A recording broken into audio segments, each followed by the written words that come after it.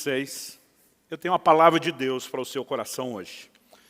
Sempre que a gente lê a Bíblia, é palavra de Deus, vai servir, mas acredito que algumas coisas, elas às vezes vêm debaixo de uma direção, de uma orientação profética de Deus, e quando a coisa certa é dita na hora certa, eu sempre tenho uma expectativa de que a gente possa ter mais resultados. Eu tenho certeza que essa era a palavra que Deus queria que compartilhasse hoje. Então vamos juntos lá para Mateus, capítulo 26.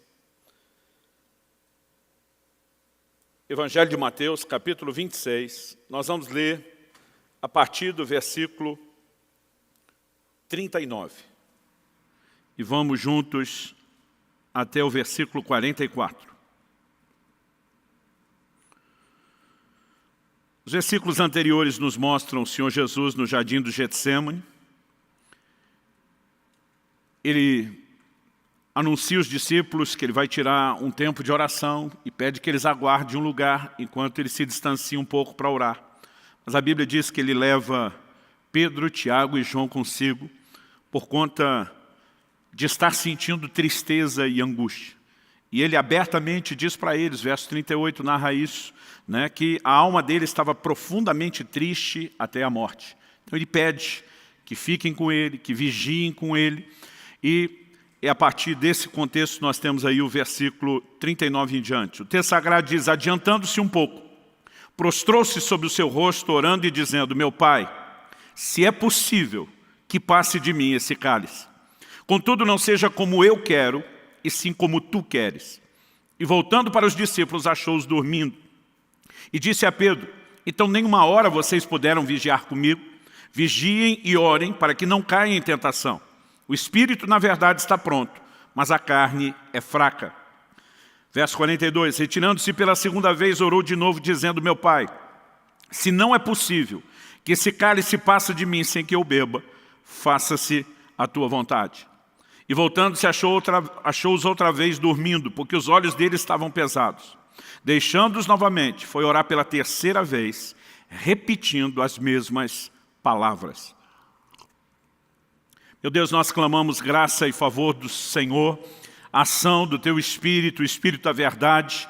Deus, nós queremos ser conduzidos pelo Senhor no entendimento da palavra, na aplicação do alto. Queremos ser encontrados vulneráveis, responsivos àquilo que o Senhor tem a falar e a ministrar aos nossos corações. E nós declaramos a nossa confiança no Senhor, a nossa dependência no Senhor, na ação do Teu Espírito, no fluir da Tua graça. E oramos que de fato aquilo que o Senhor tem planejado fazer no coração de cada um, dos que estão conosco, dos que nos acompanham pela internet, ao vivo, ou mesmo posteriormente, com uma palavra gravada, nós oramos que esse momento em que ouvem a Tua palavra, que sejam tocados pelo Senhor e que o Teu propósito se cumpra em nome de Jesus. Amém. Bom, esse texto retrata de uma maneira assim muito clara, muito nítida, a humanidade de nosso Senhor, o Senhor Jesus. É importante que você entenda, o livro de Filipenses nos diz lá no capítulo 2, que Cristo, subsistindo na forma de Deus, não teve o ser igual a Deus, algo ao qual ele deveria se aferrar, se prender.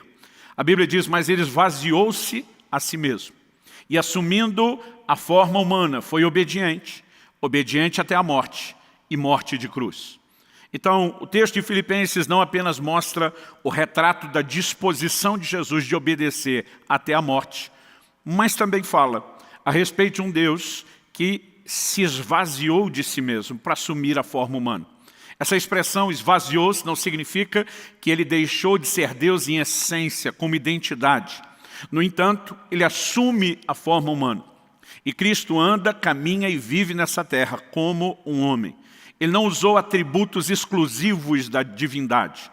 Alguns atributos de Deus que são comunicáveis, outros são exclusivos, incomunicáveis. Entre eles, a onipotência, a onipresença, a onisciência. A palavra oni significa todo. Onipresente é todo presente. Onisciente conhece tudo. Onipotente tem todo o poder. E Jesus não usou esses atributos. Ele estava limitado a um corpo. Ele ia a uma cidade de cada vez, então ele não usou a onipresença. Ele também não usou a onisciência. A Bíblia diz que ele crescia em sabedoria e conhecimento diante de Deus e diante dos homens. Muitas vezes nós não conseguimos imaginar isso, Mas a criança em casa precisou aprender as primeiras palavras pelo método comum que eu e você passamos, de repetição. Né? Não é porque era Deus que já na manjedoura ele estava citando todos os textos da Bíblia de cor enquanto bebê. Muitas vezes nós temos dificuldade de imaginar esse aspecto humano. Jesus também não usou onipotência. Atos 10, 38 diz que Deus ungiu a Jesus de Nazaré com o Espírito Santo e poder, o qual andou por toda parte, fazendo bem e curando a todos os oprimidos do diabo, porque Deus era com ele. O texto não diz porque ele era Deus, porque Deus era com ele, ungido com o poder do Espírito Santo. Se os milagres que Jesus operou tivessem sido operados como Deus, então não faria sentido ele dizer, quem crê em mim fará as obras que eu faço e até maiores. Porque se ele tivesse feito como Deus, nós não poderíamos fazer nem o mesmo que dizer qualquer coisa maior. Mas ele agiu como homem ungido pelo Espírito Santo. E há momentos claros nos evangelhos, onde essa humanidade vai sendo destacada. Né? A palavra de Deus fala de Jesus cansado, fala de Jesus dormindo, fala de Jesus com fome, fala de Jesus com sono. E nesse momento, a humanidade de Jesus aparece no momento onde nós percebemos o que podemos chamar de um conflito de vontades. Ele em oração está diante de Deus dizendo, seja feita não a minha, mas a sua vontade. Naquele momento Jesus admite que como homem, ele poderia ter uma vontade diferente da vontade de Deus Pai. E esse elemento é justamente o que eu quero destacar. Porque o cenário e a lição que nós temos do jardim do Getsemane é algo extraordinário. E o tema da minha mensagem hoje é aprendendo a entrega. Eu quero falar de uma atitude de rendição, de submissão, do mais profundo nível, não só de obediência, né, mas de rendição. E acho que essa palavra entrega, ela é bem abrangente. Antes de entrar no processo do aprendizado na entrega, eu quero, em primeiro lugar, destacar aqui algumas coisas. A primeira delas é reconhecer que às vezes a nossa vontade pode parecer estar conflitando com a vontade de Deus. O segundo elemento a ser destacado é o entendimento de que o reino de Deus, ou seja, o próprio Deus, suas leis, seus princípios, vem em primeiro lugar. Ou seja, a vontade dele deve prevalecer sobre a nossa. Então, só em terceiro e último lugar, eu quero tentar detalhar como se dá esse processo de aprendizado. Mas olhando aqui para o Getsemane, eu de fato percebo algumas coisas que nós não podemos deixar de destacar. Em primeiro lugar, o próprio conceito de oração. Eu olho para a igreja moderna e eu vejo um evangelho sendo pregado que está cada vez mais antropocêntrico, significa que o homem está no centro. Me parece, observando muitas mensagens, que o evangelho moderno, vou botar aqui entre aspas, porque não existe atualização do evangelho, ele é único, ele é imutável, me parece que ele visa mais agradar o homem do que a Deus. E de alguma forma, as pessoas parecem ter dificuldade de conciliar o que Deus deve fazer por nós com o que nós devemos fazer por Deus. É lógico que a palavra de Deus traz promessas claras que sinalizam o desejo e a vontade de Deus de agir em meu e seu favor. Mas muitas vezes nós temos confundido as coisas, né? A ponto de colocar Deus num patamar onde Ele existe apenas para satisfazer os nossos desejos. E muitas vezes um desenho equivocado vai se estabelecendo sobre o nosso relacionamento com Deus e a própria oração. Uma das lições que eu aprendo do Getsemane é que a oração não é apenas o meio através do qual eu consigo de Deus tudo que eu quero. Se existe um pouco de verdade nisso, nós podemos garantir que não há toda a verdade nisso. Porque a oração também deveria ser, em contrapartida, o meio através do qual Deus consegue de nós o que Ele quer. Nesse momento, no Getsemane, não é Jesus conseguindo de Deus o que Ele quer. O cenário que nós temos, mesmo Ele repetindo a mesma oração por 3 vezes, se tiver um plano B, quando Ele diz, se possível, passa de mim esse cálice, a expressão cálice na Bíblia, ela normalmente fala da ira de Deus. Darei a beber, desde os profetas do Velho Testamento até o Apocalipse, darei a beber do cálice da minha ira. Normalmente essa expressão indica sofrimento. Então Jesus está dizendo como homem, se tiver um jeito de evitar a cruz e o que me aguarda, passa de mim esse cálice. A Bíblia diz que a agonia de Jesus no Getsemane foi tamanho. Normalmente a gente concentra só o fato de ele estar entristecido e como um homem angustiado. Mas o Evangelho de Lucas menciona o fato de que ele agonizou de tal maneira que suou gotas de sangue. Não era apenas a tensão de um horrível, terrível, né, sofrimento aguardado na cruz. A crucificação não era só uma forma de execução, mas era uma execução que tinha, primeiramente, uma tortura. Era uma morte lenta, dolorosa, além de tremendamente vergonhosa. Mas eu acredito que o que aflige Jesus não é o aspecto físico. Ele estava na iminência de carregar os pecados do mundo todo, de todas as gerações, de todos os tempos, de todas as épocas. E diante de Deus ele está dizendo, se tiver um jeito da gente conseguir, né, escapar do cálice, no entanto, que não prevaleça a minha, mas prevaleça a sua vontade. A palavra de Deus, ao destacar Jesus não apenas deixando a forma divina, mas assumindo a forma humana, ainda fala dele na condição de homem, indo ao mais profundo nível de entrega e obediência. E Cristo, que é o nosso modelo e referência, até porque o texto que eu citei de Filipenses 2 começa dizendo, tende em vós o mesmo sentimento que houve em Cristo Jesus. Deus espera que esse padrão de Cristo seja imitado por mim e por você. Então, numa época onde se parece falar mais do que Deus tem que fazer pelo homem e muito pouco do que o homem tem que fazer por Deus, eu quero contrabalancear e falar um pouquinho da nossa responsabilidade para com Deus. Então, em primeiro lugar, eu vou destacar aqui primeiro esse conflito de vontades. Embora a lição do Getsemane seja sobre a rendição final de Jesus, ela nos mostra inicialmente um conflito de vontade. Se eu puder, eu gostaria de escapar. É lógico que a sua vontade é que precisa estabelecer-se. E quando falamos desse conflito de vontade, a nossa vontade versus a vontade de Deus, alguns textos, além de Mateus 26, me vem à mente. Eu quero mencionar só mais dois, porque algumas lições importantes, né, quando a gente quer pensar o que a Bíblia diz sobre isso. Primeiro que eu quero citar é Tiago, capítulo 4. Dos versículos 13 ao 16. Ele diz, escutem agora, vocês que dizem, hoje ou amanhã iremos para a cidade tal, lá passaremos um ano, faremos negócios, teremos lucros. Vocês não sabem o que acontecerá amanhã. O que é a vida de vocês? Vocês não passam de neblina que aparece por um instante e logo se dissipa. Em vez disso, deveriam dizer, se Deus quiser, não só viveremos, como também faremos isso ou aquilo. Agora, entretanto, vocês se orgulham das suas arrogantes pretensões. Todo orgulho semelhante a esse é mau.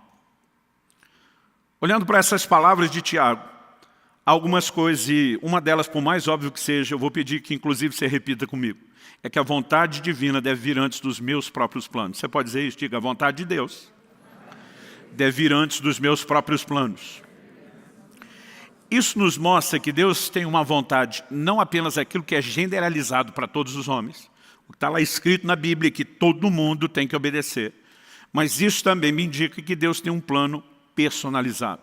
Até mesmo o lugar onde eu, você, cada um de nós vai morar. São decisões que não deveriam ser tomadas sem que se declarassem, se Deus quiser. Os antigos repetiam muito mais essa frase do que a geração atual. Eu me lembro, né, olhando para os meus pais, para os amigos dos meus pais, que raramente terminavam qualquer conversa ou cogitação de se planejar qualquer coisa, sem que alguém dissesse, se Deus quiser. Hoje em dia é quase como se a gente dissesse para Deus, eu já decidi que eu quero, o Senhor é que se esforce para me abençoar. Aliás, tem muita gente tentando andar nesse trilho. Gente que toma suas decisões, não ora, não consulta, não busca Deus, e depois simplesmente chega e diz, pastor, ora por mim para Deus abençoar o que eu já decidi. Não é desse jeito que eles falam, mas é exatamente a forma como fazem. Então, nós precisamos reconhecer que a vontade de Deus deve vir antes dos nossos próprios planos. Há uma vontade personalizada que precisa ser buscada em oração. O texto não está dizendo que eu e você não podemos fazer planos. Há outros textos que até garantem isso, que a gente deveria ter planos, mas que eu e você devemos depender de Deus para que eles se cumpram ou não. A questão não é ter ou não ter planos. É quando muitas vezes nos nossos planos nós deixamos Deus de fora e deixamos de dar a Ele a palavra final. Ele também destaca que isso é uma atitude, né, que ele classifica como arrogante pretensão. E ele diz, um orgulho semelhante a esse é mau. Né? Qual é o orgulho? Achar que eu estou ou que eu posso estar no controle da minha vida em vez de deixar isso nas mãos de Deus. Em último lugar, né, me chama a atenção o fato de que Deus não está necessariamente dizendo para qual cidade nós vamos. Mas Ele está dizendo que quando eu e você temos o discurso de declarar, se o Senhor quiser, numa atitude de submissão, isso permite que Ele, mesmo muitas vezes não revelando onde nos quer, possa nos conduzir para o lugar que Ele quer, possa intervir na nossa vida. Um outro texto que me chama a atenção quando eu falo desse conflito de vontades é Provérbios 16, de 1 a 3. O texto sagrado diz assim, vou ler um versículo cada vez e comentar aqui. O coração do ser humano pode fazer planos, mas a resposta certa vem dos lábios do Senhor. Então, em primeiro lugar, não é errado fazer planos. Errado é querer ter a palavra final, quando ela deveria vir da parte do Senhor. Verso 2 de Provérbios 16 diz, todos os caminhos de uma pessoa são puros aos seus próprios olhos, mas o Senhor sonda o espírito. Outra tradução diz que Ele pesa os espíritos ou as motivações. Falamos semana passada que o termo pesar na Bíblia fala de Deus medir, procurar o equilíbrio comparado ao seu próprio padrão. Um dia alguém falou, pastor, como que Deus pesa o espírito se ele não é matéria e não tem peso? Eu falei, querido, você está procurando o peso literal, quando nem a balança é literal. Né? Quando a Bíblia diz que Deus sonda a motivação, o espírito, e algumas traduções optaram por motivação, é porque muitas vezes nós podemos até escolher fazer coisas certas, mas com a motivação errada.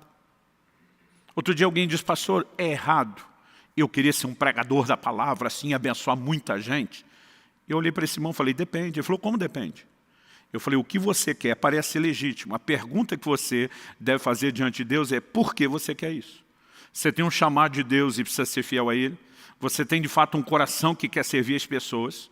Ou você está olhando para isso como se fosse um lugar onde você busque reconhecimento e projeção? Porque muitas vezes o erro não está apenas naquilo que fazemos. Tem muita gente tentando não fazer a coisa errada, mas fazendo a coisa certa do jeito errado.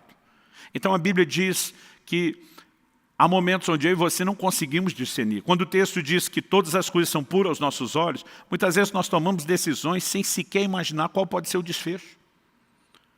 Gente que entra numa escolha com uma decisão de um casamento para passar o resto de uma vida sem imaginar quais podem ser os futuros desdobramentos. Gente que toma decisões na área profissional, no ministério, em qualquer que seja, e muitas vezes essa coisa de tudo é puro, não é só porque há ingenuidade, mas nós não temos a capacidade de antever o futuro que está lá na frente. Então precisamos depender daquele que conhece o caminho, que já trilhou bem. O verso 3 de Provérbios 16 diz, entregue suas obras ao Senhor, e o que você tem planejado se realizará. Em outras palavras, Deus está dizendo, não é que eu quero abortar ou avacalhar seus planos. Mas se você me colocar à frente, até boa parte daquilo que você planejou, pode ter a garantia de eu te conduzir da forma correta a esse lugar. Fato é que nós precisamos entender a importância de viver nesse lugar. Então, Deus deixa o homem planejar, embora ele espera ter a palavra final. Ele pesa as motivações, porque muitas vezes nós estamos tentando só avaliar o que será feito, mas Ele também vai agir através da entrega. Tem um episódio muito interessante no meu relacionamento com Israel, meu filho. Quando ele chegou à fase da adolescência, eu estava tentando ensiná-lo a importância de fazer escolhas, de fazer as avaliações, tentando treiná-lo, prepará-lo para a vida, que é cheia de escolhas. E ele me trouxe uma situação, falou, pai, estou muito indeciso se eu faço isso ou aquilo. Eu falei, filho, o que você quer fazer? Eu falei, pai, como assim? Eu vim perguntar para você. Eu falei, agora estou te perguntando de volta. O que você gostaria? O que você quer escolher? E por que você escolheria? Ele parou, pensou um pouco, depois ele olhou para mim e falou, não, pai. Eu que vou reformular a pergunta. Pai, o que você quer que eu queira? E aquilo me incomodou. Eu falei, não, filho, eu estou justamente tentando te ensinar que você tem que fazer as suas escolhas. Eu não posso viver escolhendo por você. Ele falou, pai, eu sei disso. Mas ele falou, não sou bobo. O senhor já fez algumas dessas escolhas, talvez até errado, já aprendeu com elas. O senhor já transitou por alguns desses caminhos. E por que eu tenho que ficar arriscando se eu posso recorrer a uma fonte como o senhor e confiar em você? Eu olhei para ele e falei, você não é bobo mesmo. Sabe, querido, muitas vezes, e muitas vezes mesmo orando, Eu lembro daquela frase do Israel e eu digo para Deus, o que o Senhor quer que eu queira? O Senhor me deu o livre-arbítrio, o Senhor me deu o direito de escolha. Isso não significa que eu preciso ignorar os seus conselhos ou deixar de buscar a sua vontade. Quem está entendendo, diga amém. Não é apenas em momentos onde há conflito, em momentos onde nós nem conhecemos. Bom, vamos pular a etapa do conflito de vontades e dizer por que não podemos deixar o conflito de vontades acontecer. E por que a semelhança de Cristo, precisamos dizer, apesar de honestamente ser essa a minha vontade, eu me submeto à tua e oro para que a tua vontade seja feita. Há uma premissa que deve reger todo o nosso relacionamento com Deus, é que o próprio Deus e o seu reino precisa vir em primeiro lugar. Vou esperar que pelo menos um dissesse um amém aí. Jesus diz em Mateus 6,33, busque em primeiro lugar o reino de Deus e a sua justiça, e as demais coisas serão acrescentadas. Você sabe quais eram as demais coisas que ele estava falando? Se você olhar os versículos anteriores, Jesus está falando de necessidades básicas. O que vamos comer, o que vamos beber, o que vamos vestir. E diz, não preocupa com isso. Em outras palavras, antes de se preocupar com a sua subsistência, foque em colocar o reino de Deus antes de você e antes das suas necessidades básicas. O problema é que muitos de nós queremos viver no reino sem a premissa do reino, de que o próprio Deus precisa ocupar o primeiro lugar, de que o próprio Deus vem antes. Quanto custa o reino de Deus? Eu gosto sempre de repetir isso. De acordo com Jesus, o reino de Deus custa tudo que você tem. E às vezes quando eu falo essa frase, principalmente para essa nova geração, que é contra qualquer expressão de sacrifício, de compromisso, que tudo está feito e pronto, eles dizem, não, é pela graça. Eu digo, mas não é de graça. Pela graça significa que nada que você faz te fará um merecedor. O crédito é todo de Deus e da obra de Cristo Jesus. Isso não significa que você não tem que fazer absolutamente nada. Quando a gente fala que o reino de Deus custa tudo, é só olhar o ensino de Jesus. Mateus capítulo 13. Em 3 versículos, do 44 ao 46, ele conta 2 parábolas. Nas duas, apenas alegorias distintas que falam a mesma coisa. Ele diz, o reino de Deus custa tudo que a gente tem. Pastor, está escrito desse jeito? Não, bem parecido. Jesus diz, o reino de Deus é semelhante ao homem que encontrou um tesouro escondido no campo. Movido de alegria, vai e vende tudo o que tem para adquirir o campo. A figura é de que o campo com tesouro representa o reino. Quanto custa o reino? Tudo que tem. Depois Jesus diz, o reino de Deus é semelhante a um negociante que encontrou uma pérola de grande valor. Ele também vai e vende tudo que tem para adquirir a pérola. É sempre um tesouro que vale mais do que tudo que nós temos, a ponto de desistirmos de qualquer outra coisa para termos aquilo. Isso fala da natureza de prioridade que o reino de Deus precisa ocupar no meu e no seu coração. Pastor, o senhor está querendo dizer que eu compro minha entrada no reino de Deus? Não, você não compra nada. Você foi comprado, não é você que compra. A Bíblia diz que Deus em Cristo Jesus realizou uma obra de redenção, de resgate, ou seja, Ele nos comprou pelo seu sangue. Então não é a gente que compra, nós somos comprados. Mas pastor, se eu fui comprado já, por que é que custa o que eu tenho? Porque se você não reconhecer a legitimidade do ato de compra que Jesus realizou na cruz, você não tem direito ao benefício da compra. E como que você reconhece isso? Romanos capítulo 10 diz, lá nos versos 9 e 10, se no teu coração creres que Deus ressuscitou a Jesus dentre os mortos, e com a tua boca confessares a Jesus como Senhor, será salvo. Agora, interessante que a Bíblia diz que a gente tem que confessar Jesus Senhor. E a igreja contemporânea mudou isso. Não tem que confessar Jesus Salvador. Você não vai achar isso na Bíblia. Mas Jesus não é Salvador? É. A Bíblia diz que você confessa Ele Senhor, você vai ser salvo. Se Ele salva, Ele é Salvador. Mas Salvador não é o objeto da confissão. O objeto da confissão é a palavra Senhor. Essa palavra no original grego, ela tem um significado que nem de longe na língua portuguesa ou na cultura moderna atual, eu e você conseguimos arranhar. Ela, na verdade, era a palavra que um escravo usava para se dirigir ao seu amo, ao seu dono, ao seu possuidor.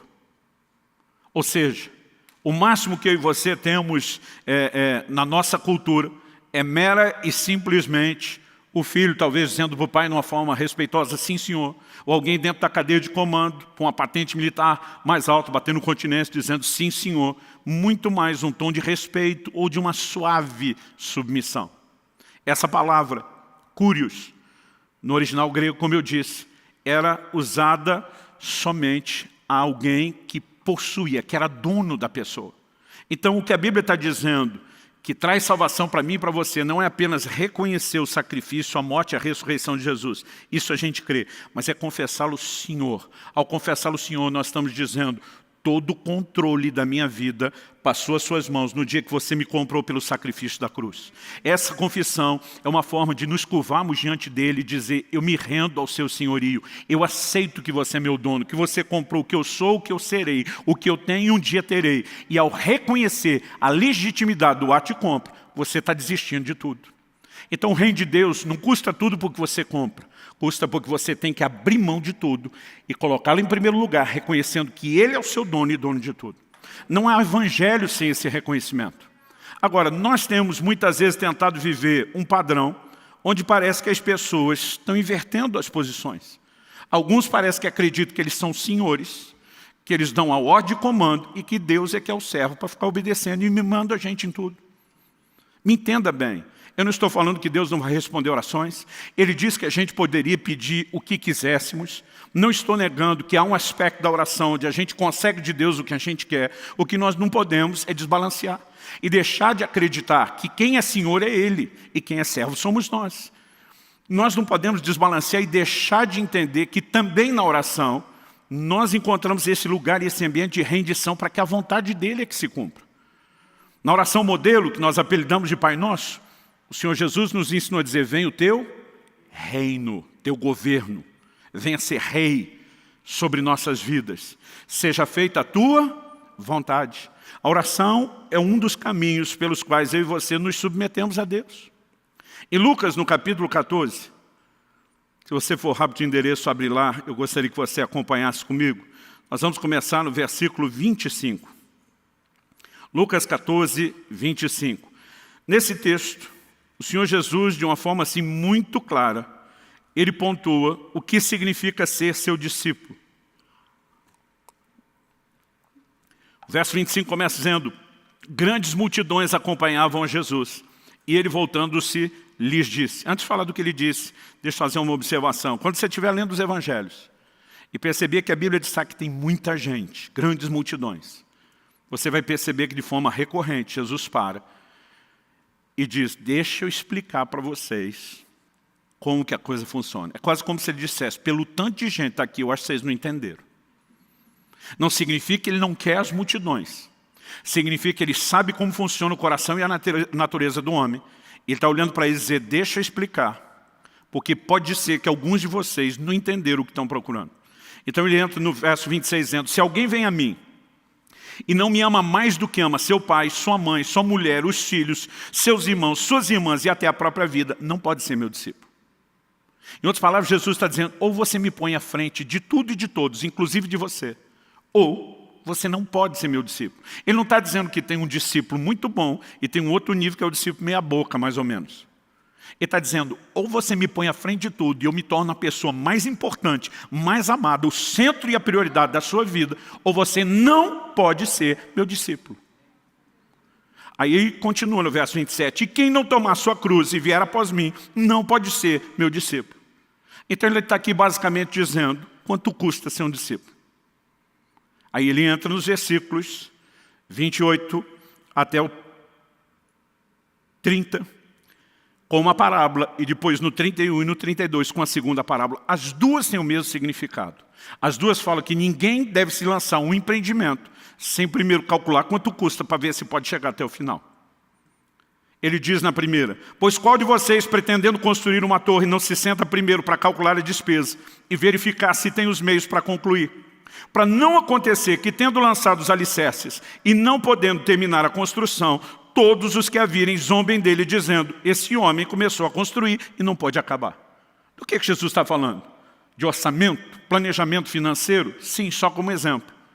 A mensagem não é como eu e você devemos cuidar da nossa vida material e financeira. Ele pega essa lógica e aplica isso como um exemplo para algo que é espiritual. Verso 31 e 32. Ou qual é o rei que indo para combater outro rei, não se senta primeiro para calcular se com 10.000 homens poderá enfrentar o que vem contra ele com 20.000. Caso contrário, estando outro ainda longe, envia-lhe uma embaixada pedindo condições de paz. Os dois textos dizem, calcula o custo do empreendimento. Se achar que não dá conta, vaza, nem começa o empreendimento. Do que é que Jesus está falando? Olha o verso 33, onde ele arremata. Assim, pois, semelhantemente, igualmente, da mesma forma, da mesma maneira. Agora Jesus vai trazer a aplicação da figura. Assim, pois, qualquer um de vocês que não renuncia a tudo que tem, não pode ser meu discípulo. Quanto custa o reino de Deus? Tudo que você tem. E sabe o que Deus espera? Que cada um de nós calcule exatamente, ponha na ponta do lápis, quanto custa ser discípulo dele. Em outras palavras, ele está dizendo, se você acha que não pode viver esse nível de senhorio, aonde ocupe esse lugar de prioridade, você nem deveria começar, ou tentar começar essa jornada. Pastor, não me falaram isso o dia que eu me converti. Deveria ter lido as letrinhas pequenas do contrato. Se o gerente do banco não te mostrou, você deveria ter lido. Meus queridos, servir a Cristo ou ser um discípulo de Cristo é muito mais do que um dia erguer a mão, ir no apelo, frequentar cultos. Nós precisamos permitir que Ele tenha governo pleno das nossas vidas. Quem está entendendo, diga amém. E sabe, nós jamais vamos entender ou poder discutir esse conflito de vontade se não entendemos o reino de Deus, o próprio Deus, em primeiro lugar. E se Ele está em primeiro lugar, e se Ele de fato ocupa esse papel, então nós devemos a Ele plena submissão. Faz sentido para você? Bom, e se de fato as coisas são assim, o que nós devemos a Ele é essa plena submissão, rendição. E isso é o ponto que eu quero explorar agora. A entrega, esse nível de rendição, não é algo automático. Não é porque você converteu, que alguém apertou um botão no céu e algo automaticamente passou a funcionar dentro de você e agora você virou uma pessoa profundamente rendida e submissa a Deus e à sua vontade. Determinadas virtudes na vida cristã, elas se aprendem. Paulo, por exemplo, diz em Filipenses, capítulo 4, versículo 11, eu aprendi a viver contente em toda e qualquer situação. Não importa se é abundância ou escassez. Contentamento se aprende. Não, pastor, eu nasci de novo, tem que ter o contentamento dentro de mim. Não, você aprende. Contentamento e rendição, entrega, não estão na lista do fruto do Espírito. Amor, alegria, sim, à medida que você se rende à nova natureza, isso brota e começa a te governar. Contentamento e entrega se aprendem.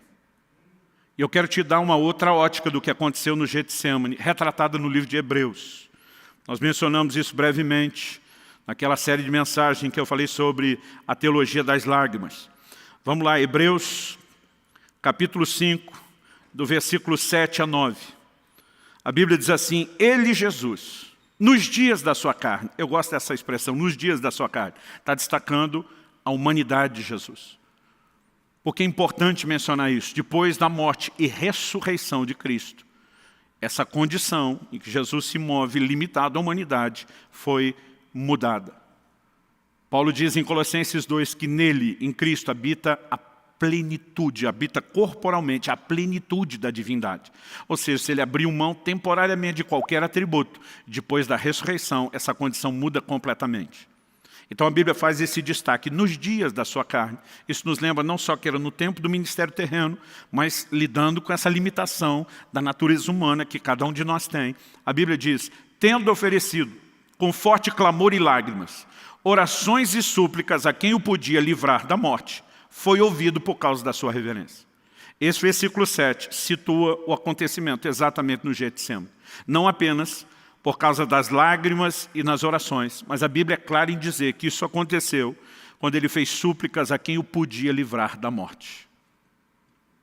Se possível, passa de mim esse cálice. Essa é a interpretação de Hebreus, que ele estava clamando a quem poderia livrá-lo da cruz e da morte. E a Bíblia diz, ele foi ouvido por causa da sua reverência. Mas olha o verso 8, embora fosse filho, aprendeu a obediência pelas coisas que sofreu.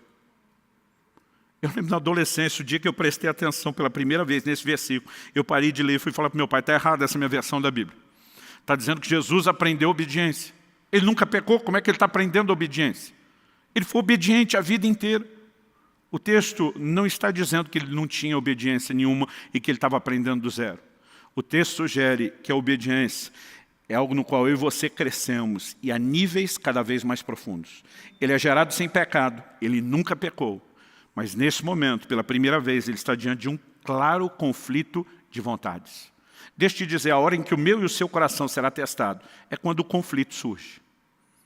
Eu já vi gente dizendo, não, pastor, eu sou submisso à minha liderança. Já vi mulheres dizendo, sou submisso ao meu marido. E alguns não são submissos. Eles estão vivendo uma harmonia espontânea. Enquanto o líder pensa igual, está tudo bem. É na hora que houver um conflito de vontades que nós vamos descobrir onde é que está o coração. Porque tem gente que não é que ele está se submetendo, ele concorda, então ele aceita. A submissão é quando você descobre o desejo de ir em outra direção. E agora você tem que abrir mão e se render a quem está numa posição diferente da sua. Nesse momento, pela primeira vez, Jesus está diante de um dilema da grande missão da vida dele que ele veio cumprir. É por isso que o texto de Filipenses diz, foi obediente até a morte. Ou seja, ele não obedeceu apenas mandamentos, ele tinha que obedecer o comissionamento pleno, a missão de ir à cruz por mim e por você. Só que a Bíblia está dizendo que ele aprendeu obediência pelas coisas que sofreu. Que sofrimento é esse? Não está falando do sofrimento da cruz. O sofrimento da cruz acontece depois que ele já foi obediente e vai até o fim. Então está falando desse sofrimento interno, desse conflito que muitas vezes eu e você podemos ter e enfrentar. No entanto, a Bíblia diz, e tendo sido aperfeiçoado, verso 9, tornou-se o autor da salvação eterna para todos os que lhe obedecem. Quando eu olho esse retrato de Jesus, isso para mim expande essa humanidade, aquele conflito que está acontecendo no Getsemane, a um patamar onde nós percebemos que o próprio Jesus, que jamais havia pecado, quebrado um mandamento sequer, ainda está precisando aprender obediência em outros níveis. A pergunta, com resposta óbvia é, e nós? Será que não temos níveis mais profundos de entrega? Nós precisamos entender que entrega é algo que se aprende, obediência é algo que se aprende continuamente. Quanto mais nos sujeitamos ao Senhor, estamos sendo aperfeiçoados. O aperfeiçoado não é só para quem tinha defeito. Jesus nunca havia falhado, mas ainda estava sendo aperfeiçoado, entrando em níveis de rendição cada vez maior. Alguém disse que ninguém fica bom em nada a não ser com treino. Eu quero te dizer que até na obediência e na entrega não deve ser diferente. Quanto mais nós praticamos, quanto mais exercitamos, mais nós aprendemos e mais nós crescemos. Quem está entendendo, diga amém. Sabe, querido, muitas vezes a nossa dificuldade é que a gente não consegue avaliar que Deus tem algo melhor, porque muitas vezes nós estamos focados no que custa aquele sacrifício da vontade no momento. Jesus está olhando para a cruz. Ele está olhando, imagina, não apenas para o sofrimento físico. Ele entra num nível de agonia, a ponto de suar gotas de sangue. E, obviamente, como um homem, ele está assustado diante do que ele vai enfrentar. A Bíblia é clara, diz que ele estava triste, a alma angustiada. E, de repente, ele pensa, é muito sofrimento. E o problema é que a maioria de nós sempre vai olhar para a entrega, para a rendição, como um sacrifício, como algo doído. Estamos abrindo mão de algo de valor, de algo que me dói, de algo que me machuca. O que muitas vezes nós deixamos de levar em conta é que não há nada que o Pai Celeste nos peça que possa ser caracterizado como injusto ou que seja para o nosso mal. Ainda que haja dores momentâneas, nós precisamos focar o resultado final. Quem está entendendo, diga amém. Semana passada, a Kelly me acompanhou numa consulta ao ortopedista. Estou na iminência entre a semana e a próxima de fazer uma cirurgia no joelho. A Kelly diz, eu preferia não ter ido com você na consulta. Eu preferia não saber qual era a sua situação e nem o que é que eles vão fazer. Porque à medida que o médico, um irmão nosso em Cristo, começou a explicar o processo, a Kelly ficou assustada. Um problema congênito que eu tenho na cartilagem se agravou nos últimos anos. Por conta dele, o osso da junta foi acomodando de forma diferente, foi gerando uma pequena protusão e deformação óssea, o ângulo da perna começou a alterar. Quanto mais alterava, mais piorava a situação do joelho, quanto mais piorava, mais entortava o ângulo da perna. Ele falou, pastor, eu tenho que corrigir a curvatura da sua perna em 15 graus. Isso significa que além de operar o seu joelho, Nós vamos fazer uma osteotomia dupla. O nome é bonito, mas traduzindo, nós vamos quebrar 2 ossos da sua perna, o fêmur e a tíbia, para conseguir corrigir a angulação. E não bastasse dizer que vão mexer em cada um do osso de cima e de baixo e no meio, que é o joelho. Ele disse, o senhor vai ter um processo de recuperação lenta. Porque nós vamos botar umas placas de platina aí no seu osso para ele recuperar legal. E ele disse, o senhor pode ficar de 60 a 90 dias sem poder apoiar no chão, sem uso de muletas. E de repente eu levo um susto, imaginando, vai quebrar aqui, vai quebrar ali, vai arrumar isso, vai parafusar aqueles negócios, não vou poder pisar. Eu falei, eu vou ficar parado durante 2 a 3 meses? Ele falou, não, pastor, 2 semanas de cama, no máximo 3. O senhor pode pregar na igreja, senta numa banqueta, chega de muleta, mas pisar no chão, apoiar, pode levar de 60 a 90 dias. Quando nós saímos, e a Kelly começou a valorizar o assunto, eu comecei a ficar assustado. Eu falei, nem eu tinha pensado, parece que era uma brincadeira até agora. E eu comecei a ficar meio tenso com aquele negócio. Até que eu encontrei alguém, fui contar o que ia fazer. A pessoa olhou para mim e ela simplificou com uma frase. Ela disse, pastor, basicamente é aquele negócio, piorar para melhorar, não é? E de repente pensa numa frase simples que alinhou tudo. Eu falei, eu sei o que isso me custou até agora.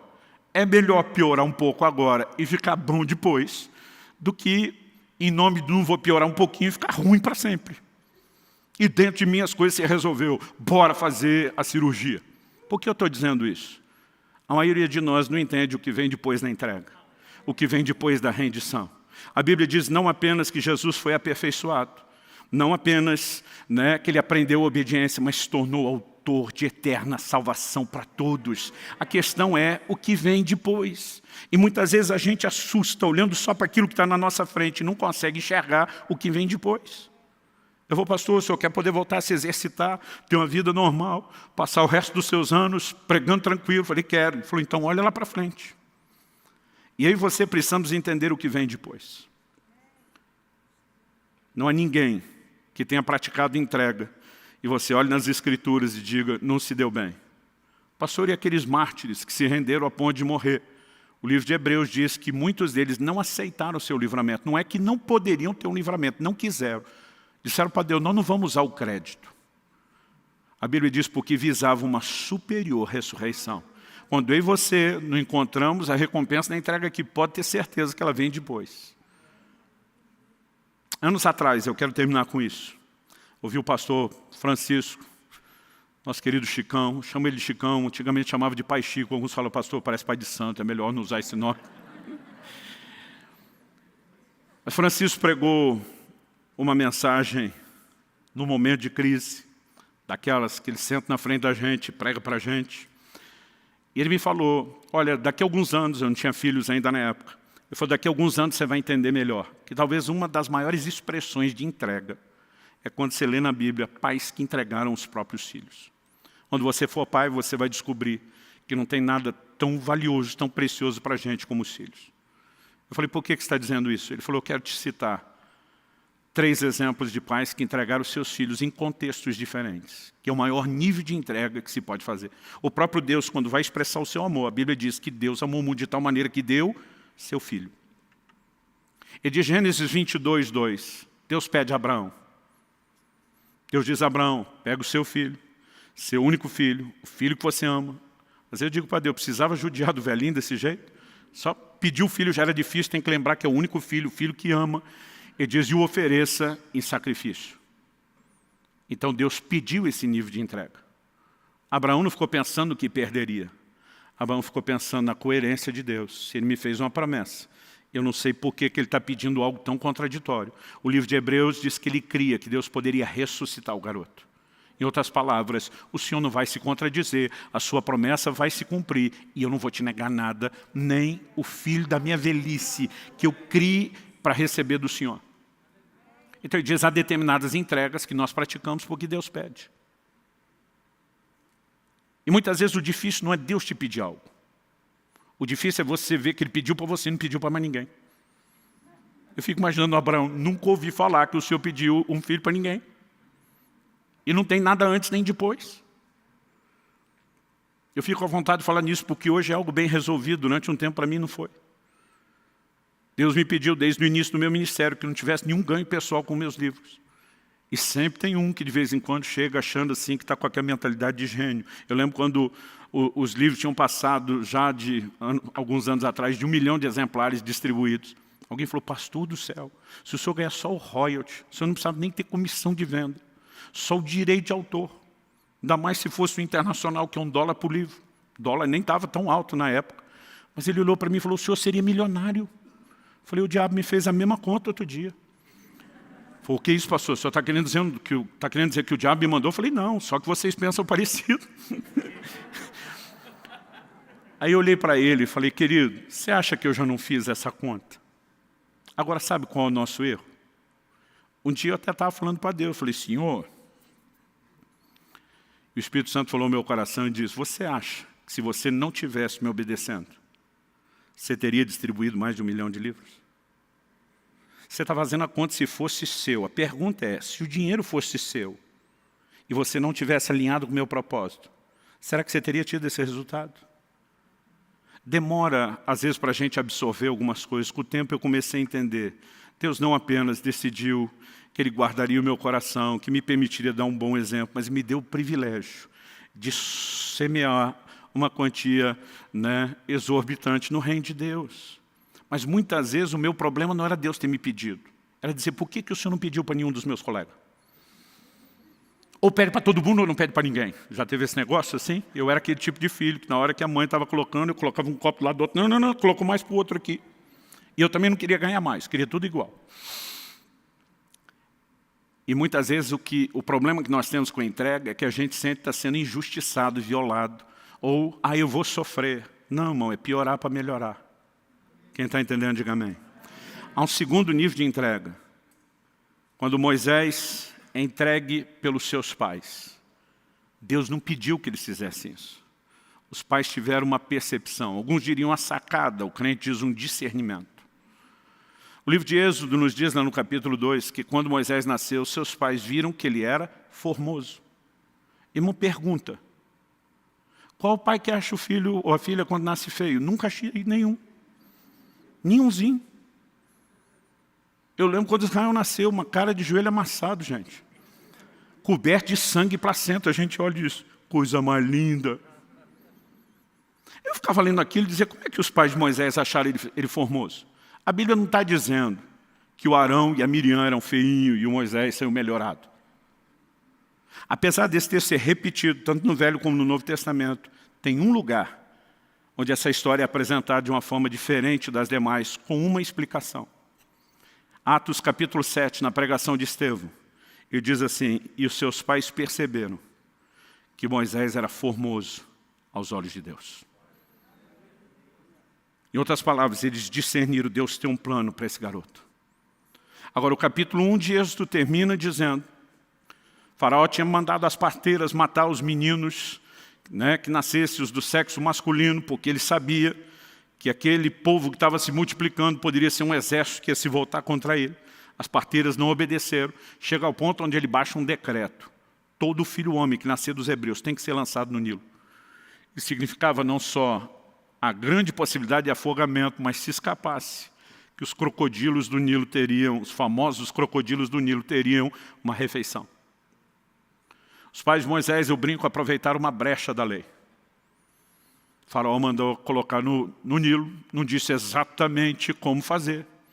Nós vamos colocar, mas vamos colocar num cesto. O menino não vai afundar. O menino não vai se afogar. A Bíblia diz que eles colocam Miriam, a irmã mais velha, para acompanhar o desfecho da história. Sabe o que significa isso? Que aqueles pais estavam acreditando, nenhum crocodilo vai devorá-lo.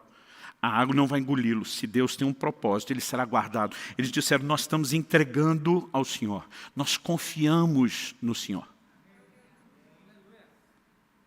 E aí, o Deus de toda providência, que sabe trabalhar as questões, permite que Miriam perceba que exatamente no momento que aquele cestinho flutuante está chegando, a filha do faraó vai ao Nilo se banhar.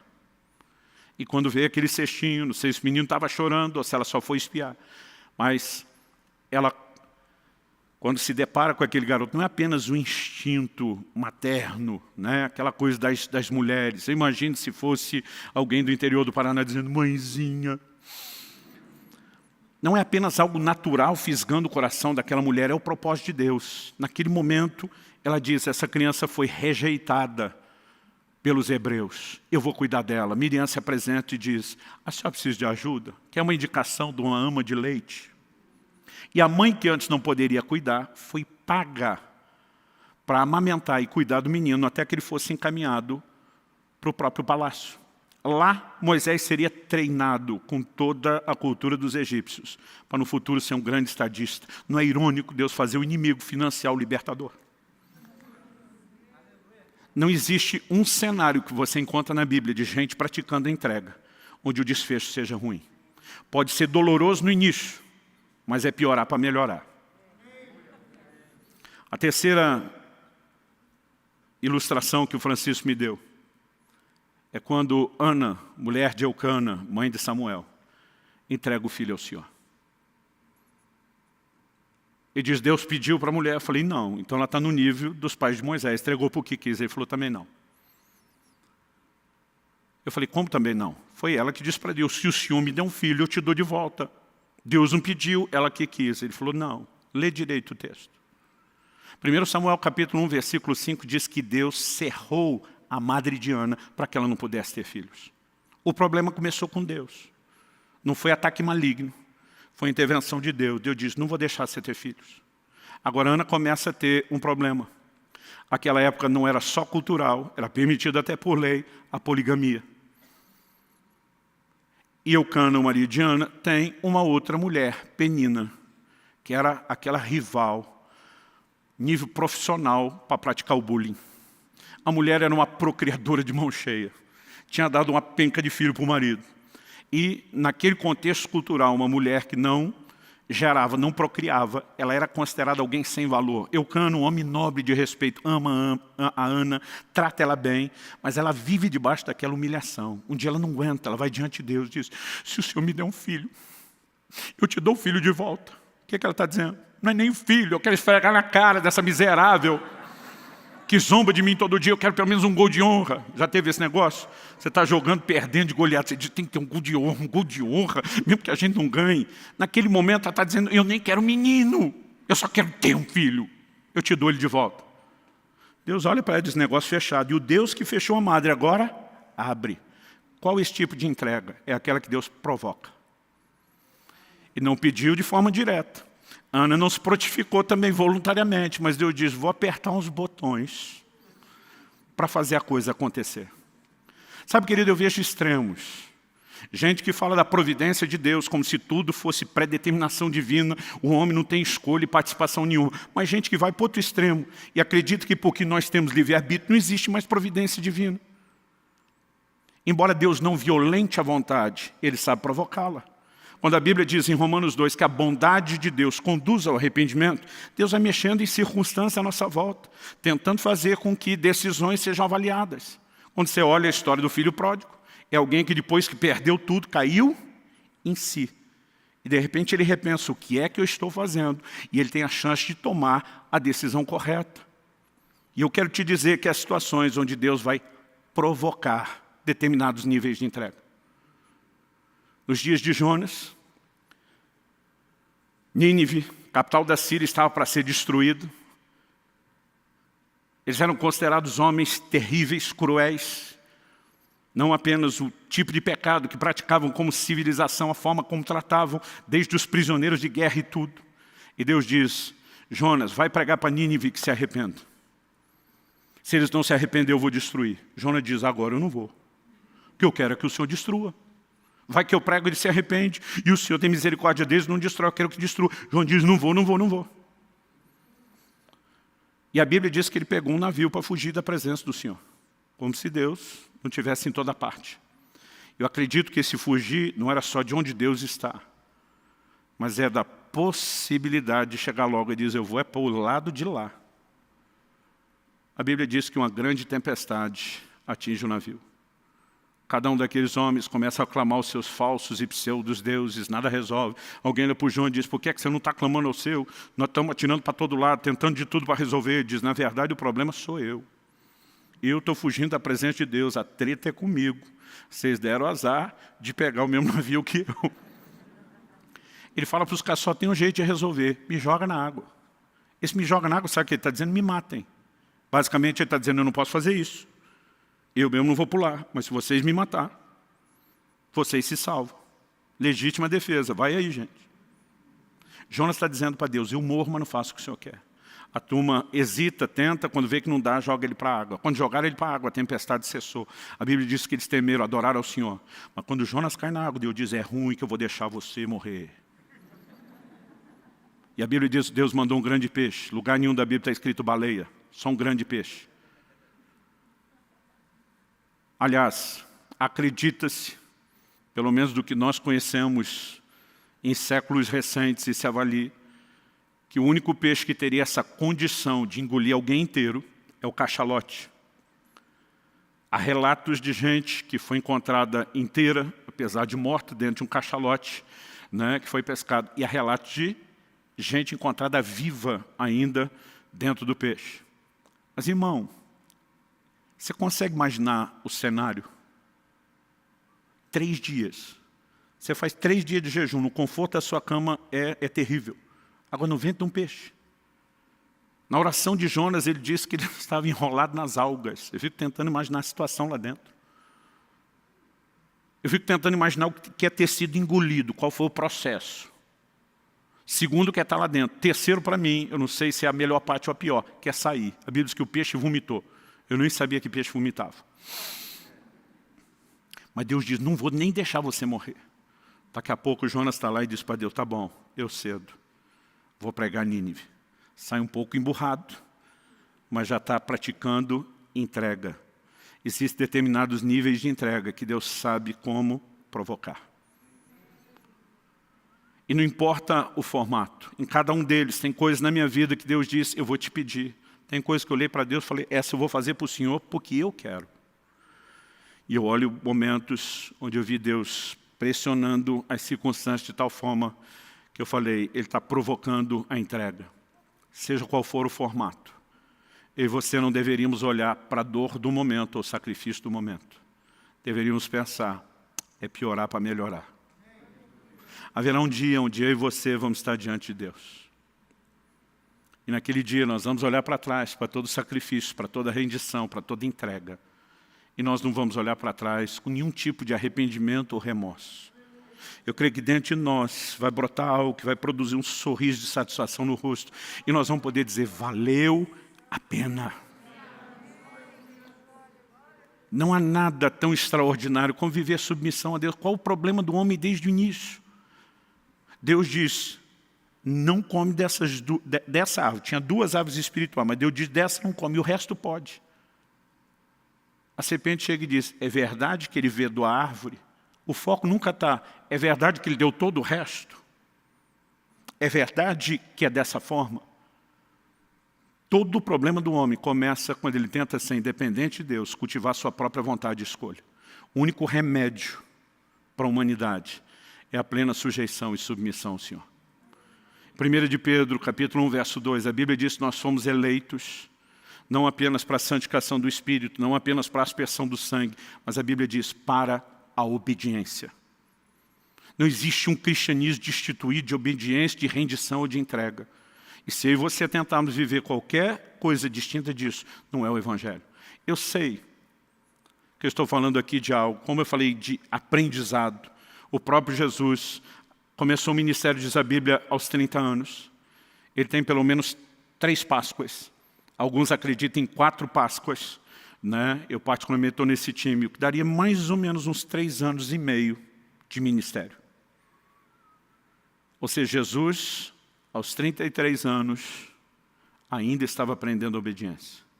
Embora tenha praticado desde o início. Há determinados níveis que eu e você vamos precisar de tempo para alcançar a maturidade. Isso me faz lembrar de Jesus falando com Pedro em João 21. Eu queria que você já se colocasse em pé para parecer que está acabando. Em João 21, no verso 18, Jesus disse para Pedro, quando você era mais moço, e para mim aqui não é só idade cronológica, é maturidade, você cingia a si mesmo, você ia onde queria. Mas Jesus disse, quando fores mais velho, aqui também para mim não é só idade cronológica, é maturidade. e diz, ou te cingirá, te levará para onde não queres. Mas antes de falar, ou te cingirá, te levará para onde não queres, e diz assim, estenderás as mãos. Olhe para cá. O verso 19 explica que esse estender as mãos era, disse isso para significar com que tipo de morte Pedro haveria de glorificar a Deus. Crucificação. Quando era criança, achava que só Jesus e os 2 bandidos é que foram crucificados, ninguém mais na terra. Demorou para eu descobrir, estudando história na escola, que o Império Romano crucificou incontáveis milhares de pessoas. Era uma das formas de execução precedida, né, por tortura mais comuns. Pedro tinha prometido para Jesus, por ti eu daria minha vida. Na primeira chance, ó, ele vaza, nega Jesus, e ele mostrou que não tinha maturidade para esse nível de entrega. Jesus está olhando para ele dizendo, Pedro, eu não estou olhando para a falha do passado, nem para a limitação do presente.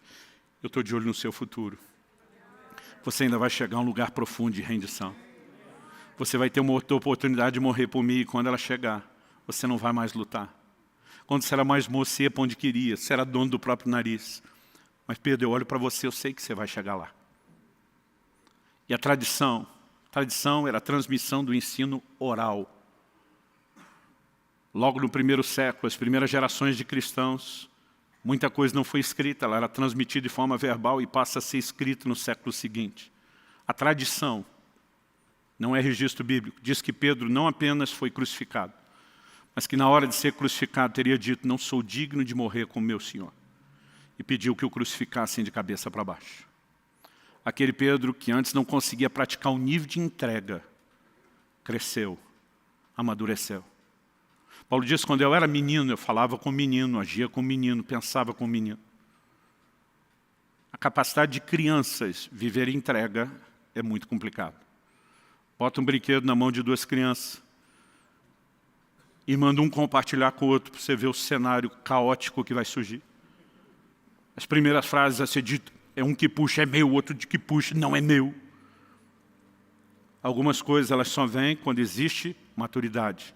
Eu diria que a entrega não é diferente. Nós vamos aprendendo níveis distintos. Cristo, depois de uma fidelidade de uma vida inteira, ainda estava aprendendo a obediência. E eu e você precisamos aprender a entrega em níveis distintos. Eu já passei por momentos onde eu sofri demais diante de coisas que Deus pedia. Porque eu estava olhando só o piorar do momento, em vez de enxergar o melhorar depois. Mas o tempo passa e a gente vai aprendendo, vai ficando escolado. Sempre há novos níveis para que eu e você aprendamos, mas nós nunca podemos parar de aprender e nem de crescer. Há um lugar por trás da rendição e da entrega que nos conecta ao coração de Deus, ao plano de Deus, ao propósito de Deus, de uma forma tão extraordinária, que se nós entendêssemos isso, não bateríamos tanto o pé, tentando prevalecer na nossa rebeldia, na nossa teimosia. Nós precisamos aprender com o Senhor Jesus momentos onde a gente diz, Senhor, não é o que eu queria, mas seja feita a tua vontade. Aos 18 anos de idade, eu saí de casa para pregar o Evangelho e precisei deixar meus pais. Era uma outra época. A gente não conseguia fazer as viagens, não havia recursos para isso. Comunicação era diferente. Os primeiros meses de namoro com a Kelly, a gente namorava por carta. E para os mais novos que não sabem o que é carta, é como se você escrevesse um e-mail, mas em vez de enviar, imprimisse e pedisse para alguém levar em mãos. Nós falávamos ao telefone depois da meia-noite, que interurbano era mais barato. Tem gente que nem sabe o que é interurbano, era ligação à distância.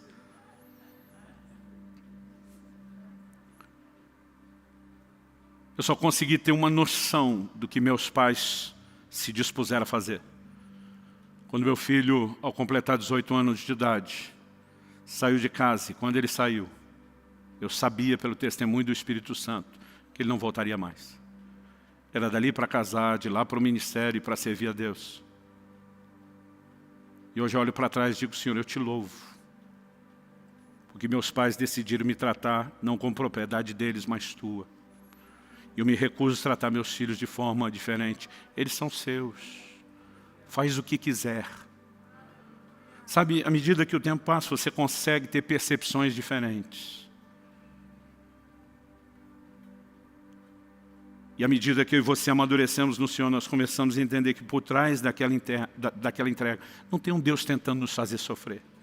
Tem um Deus tentando nos levar ao mais profundo nível de realização que alguém pode experimentar. Não há evangelho sem submissão plena, sem rendição, sem entrega. Não há. Chame isso de qualquer outra coisa, mas não de evangelho. E nessa noite, eu gostaria, enquanto os músicos ministram, que nós tirássemos um tempo de oração, reafirmando o senhorio de Jesus sobre as nossas vidas.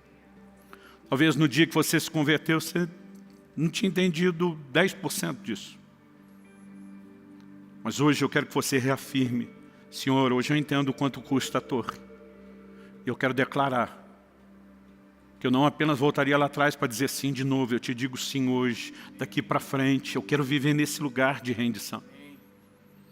Mas enquanto a maioria de nós vai reafirmar o senhorio de Jesus, talvez haja aqueles que precisam entregar sua vida a Cristo, ao controle pleno de Cristo pela primeira vez. O que você precisa não é apenas frequentar a igreja para as coisas melhorar, é deixar de ser o seu próprio dono e entregar o controle da sua vida nas mãos de Jesus, dizendo: você será o meu possuidor, o meu dono, e eu vou viver para te honrar. Isso é o Evangelho. Isso não apenas produzirá salvação eterna, mas mudará completamente o curso da nossa vida nessa terra. Talvez haja pessoas nesse auditório que precisam tomar essa decisão pela primeira vez, ou gente que se afastou e se desviou e precisa se reconciliar com Cristo. Talvez você que nos acompanha agora ao vivo, ou posteriormente, ouvindo essa mensagem gravada, você pode tomar essa decisão exatamente agora, nesse momento. Eu creio que o Espírito Santo está chamando várias pessoas de uma forma única e singular. E você sabe que essa coisa apertando você aí dentro, o discurso de um homem não poderia produzir. Isso é o próprio Deus te chamando, te convidando ao arrependimento, à entrega, à rendição. Então eu quero que a gente faça duas coisas. Uma delas, enquanto eles estiverem ministrando aqui a canção, eu quero que a maioria não cante, pelo menos não depois de ter orado, e orado de uma forma assim significativa, com dedicação, reafirmando o senhorio de Cristo. Mas a outra coisa que eu quero fazer é dar aos que estão aqui presentes, a quem nos acompanha, poder fazer isso à distância, a oportunidade de entregar pela primeira vez ou de devolver nas mãos do Senhor o controle da sua vida, se você um dia se afastou dele. E nós queremos fazer isso aqui agora. Queremos fazer isso aqui agora, porque é a decisão mais importante da sua vida, isso não deveria ser protelado. Nós queremos orar com você que quer entregar a sua vida a Jesus ou reconciliar-se com o Senhor.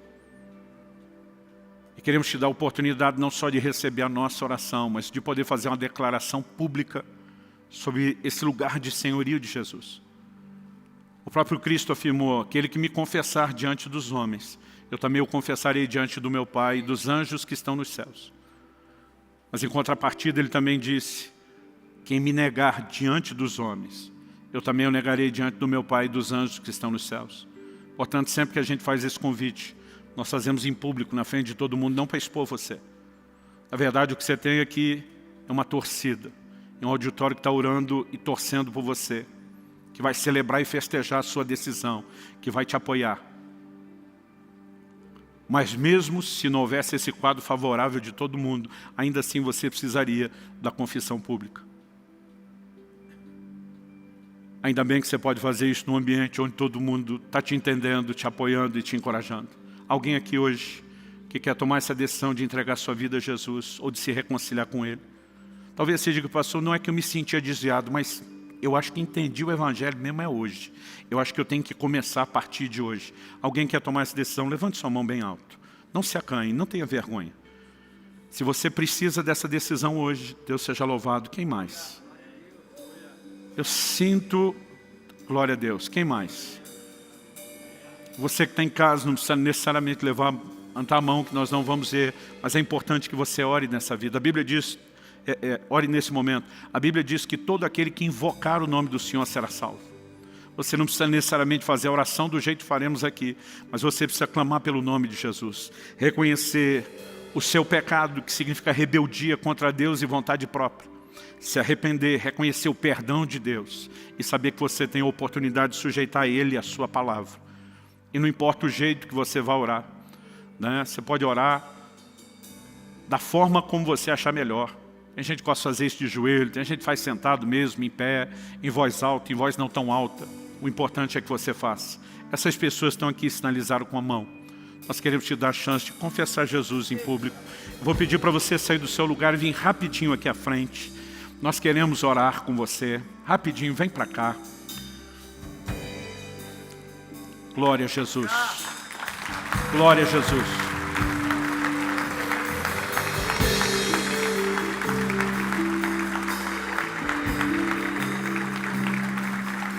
Há mais alguém? Mesmo se você não levantou a mão antes, se tem algo apertando o seu coração, talvez você nem esteja entendendo. Outro dia alguém me disse, pastor, nem entendi direito o que você falou, mas algo me apertava dentro e dizia, vai lá, vai lá. E diz, eu estou aqui, eu quero fazer direito, eu quero começar. Se houver mais alguém, sai do seu lugar e venha. Vou pedir aos conselheiros que ore com eles, ou com quem mais vier à frente. Glória a Jesus. Te damos glória, Jesus, te damos honra.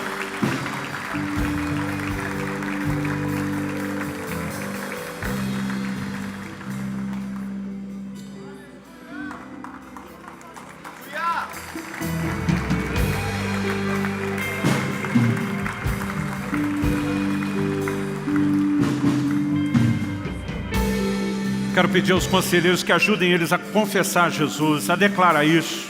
Cada um de vocês, oriente eles a fazer essa oração. Enquanto os músicos ministram, reafirme o senhorio de Jesus sobre a sua vida. Talvez Deus esteja pedindo algo e seja a hora de você estabelecer um concerto com Deus. Talvez Deus não pediu, o seu coração está fervendo e você sente que precisa entregar algo. Talvez Deus esteja pressionando ou provocando você por meio das circunstâncias. Eu sei que além de reafirmar o senhorio, talvez esse seja um momento de alinhamento com Deus, com o propósito de Deus. Faça isso em nome de Jesus. Em nome de Jesus.